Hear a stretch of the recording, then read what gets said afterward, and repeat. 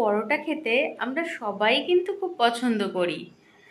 তো এই আলুর পরোটা যখন ভাবি যে আজকে বানাবো, তার আগেই খুব ঝামেলা, ইচ্ছে করছে না, কিনে খাই, এরকম হয়। তো আজকে আমি তাই জন্য এনেছি তোমাদের সবার জন্য একটা দারুণ শর্টকাট রেসিপি, আলুর পরোটার শর্টকাট রেসিপি। আমারও খুব ইচ্ছে করছে খেতে, আমার ছেলে রিমোরও খুব ইচ্ছে করছে খেতে। তো আমি বললাম চল তাহলে ট্রাই করে দেখি এভাবে। তো এত কিছু যখন শর্টকাট হচ্ছে, তাহলে এটাও শর্টকাট নিশ্চয়ই হবে। তো বানিয়ে দেখাই যাক খেতে কেমন হয়। তো বানাবোই যখন, তোমাদের সাথেও শেয়ার করি, তাহলে তোমরাও বানিয়ে খেতে পারবে। আর তোমরা কিন্তু আমাকে কমেন্টে জানিও তোমাদের কেমন লাগলো। আর আমার চ্যানেলটি কিন্তু সাবস্ক্রাইব করতে ভুলো না, আর আমাকে ফলো করতে ভুলো না, সাথে থাকো।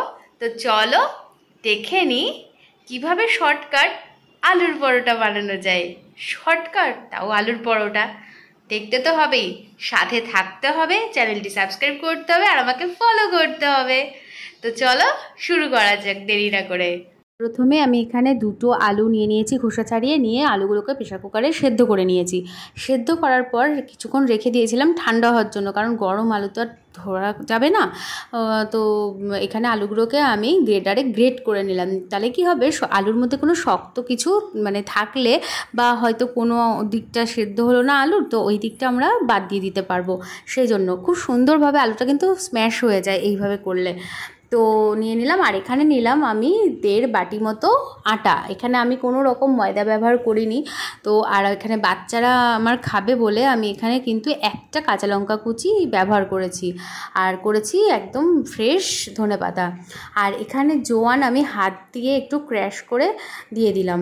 জোয়ানটা দিলে কি হয়, মানে অ্যাসিডিটি হয় না, খেতেও কিন্তু খুব ভালো লাগে জোয়ানটা, মানে মুখে বা দাঁতে পড়লে।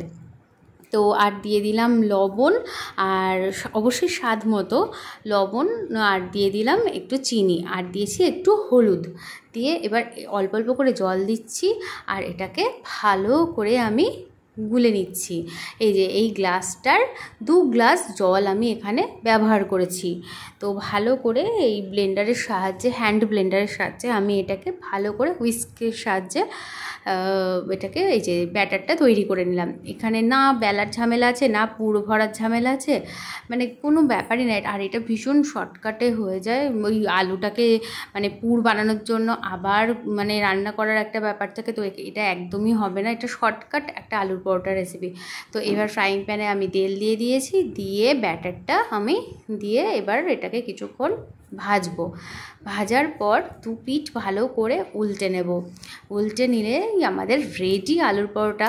আর চাটনির রেসিপিটা তো আমি অলরেডি আগেই দিয়ে দিয়েছি আমার ইউটিউব চ্যানেলে, তো তোমরা সবাই দেখে নিও। তো ওই পরোটা বা রুটির সাথে কিন্তু চাটনিটা অবশ্যই করো, খাওয়াটা কিন্তু একদম জমে যাবে। একবার জাস্ট ট্রাই করে দেখো বাড়িতে। আর এটা অ্যাকচুয়ালি তোমরা সন্ধেবেলাও বাচ্চাদের দিতে পারো টিফিন হিসেবে, আবার তোমরা চাইলে বাচ্চাদের টিফিনেও সকালবেলা অ্যাড করতে পারো। এটা কিন্তু ভীষণ একটা হেলদি অ্যান্ড টেস্টি রেসিপি। হ্যাঁ, বাচ্চাদের জন্য তো আটাটা খুবই উপকারী, আর আলুটাও। তো এটা ওদেরকে তোমরা দিতেই পারো। তো এভাবে তোমরা চাইলে করতে পারো, কেউ ময়দা চাইলে দিতেই পারো, না দেওয়ার কিছু নেই। তবে ময়দার থেকে আমার মনে হয় আটা খাওয়াটা ভালো, তো সেই জন্য আমি এখানে আটাই ব্যবহার করেছি। এই যে এইভাবে দেখো, আমি একটা একটা করে প্রত্যেকটা ভেজে তুলে নিলাম। আমার বাচ্চারা কিন্তু দারুণ এনজয় করে এই খাবারটা। তো সব সময় তো ভালো লাগে না যে ওই মাখো পুর ভরো, মানে প্রচুর ঝামেলা, প্রচুর হ্যাঙ্গাম। তো মাঝে মাঝে মনে হয় নিজেরও তো একটু শর্টকাট কিছু করি, তো এটা আমি করে দিই ওদের, ওরা খায়। তো তোমরাও কিন্তু এটা করতে পারো। এই যে আমার ছেলেকে খেতে দিয়েছি, ওর তো খুব ভালো লেগেছে। মানে ওদের এসব চটপাটা খাবার দিলে তো দারুণ লাগে। কেউ আমের আচারের সাথেও খেতে পারো, সসের সাথেও খেতে পারো। এই চাটনিটা যদি না বানানো মানে যায় বা পারো, আশা করি সবাই পারবে। চাটনি রেসিপিটা আর পরোটা রেসিপিটা খুবই ইজি।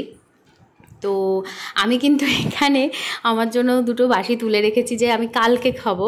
মানে বাসিটা চা দিয়ে খেতে কিন্তু অসাম লাগে। হ্যাঁ জানি অ্যাসিডিটি হবে, কিন্তু তবুও ভালো লাগে। আমার এখানে ছোট্ট আমার সোনা মেয়ে, এই সোনা মাম্মাটাও রিয়াকশান দিচ্ছে যে খুব ভালো হয়েছে, টেস্টি হয়েছে।